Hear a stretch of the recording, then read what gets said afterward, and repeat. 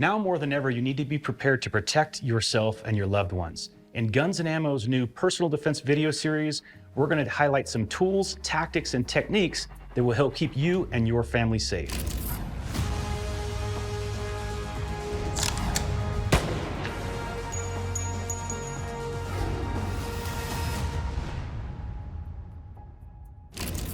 An AR-15 is a great option for home defense, but to give yourself the best advantage, what you want to do is train in a realistic setting.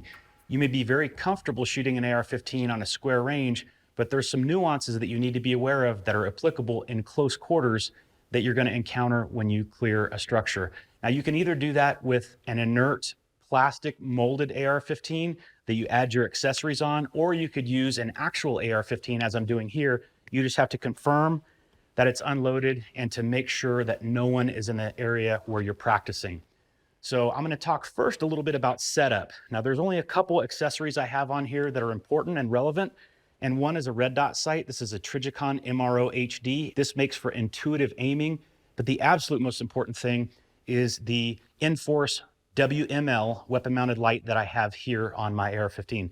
And what you wanna do is make sure you're giving yourself every advantage. So I wouldn't want to grip the pistol grip like this, for instance, because then if I need to activate the light, I have to do this. It's very awkward. So I want to keep my thumb on the activation switch so I can very intuitively activate that if I needed to. So I'm going to show you one technique now, assuming I'm in this room and I want to clear down this hallway. What I want to be cognizant of is that I don't do something like this, right? Poke my head out to see what's down the hallway, offering myself as a target to a bad guy if he's there, and me not being in a position where I could shoot. A much better option would be to either be in a low position like this and come up where my muzzle, light, and everything is ready to shoot as soon as I'm visible to the suspect. Another way is to do what we call short stocking. So I'm gonna bring this underneath my arm like this, and the same type of thing. As soon as I could see, I'm in a position to be able to shoot. Now, assuming I need to clear this hallway and I'm moving, what I want to do is I want to keep this below my line of sight because this makes it harder. This interferes with my peripheral vision to some degree, so I want to be here. Now, the light will still do its job. I can illuminate, and I can still, with the spill of the light, see what's happening. So I want to be over toward this side if I'm concerned with the threat in this area.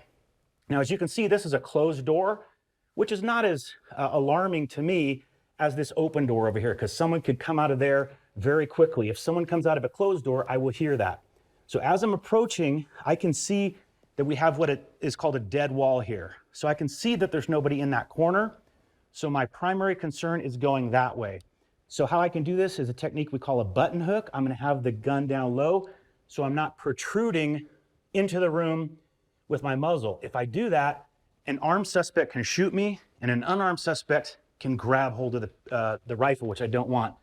So as I get closer, I'll do a button hook into the room this way, illuminate, and I can clear and ensure that that entire room is clear.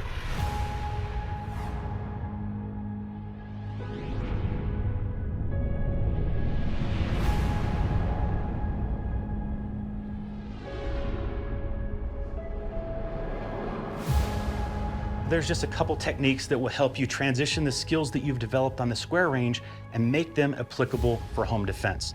Now, if you've seen television shows of law enforcement or military tactical teams really going through a structure fast, that's because there's several of them and they train together all the time. For you, operating as a solo person, you want to slow it down to maximize your safety. If you found this information useful, be sure and check out the other videos in our Guns and Ammo Personal Defense series.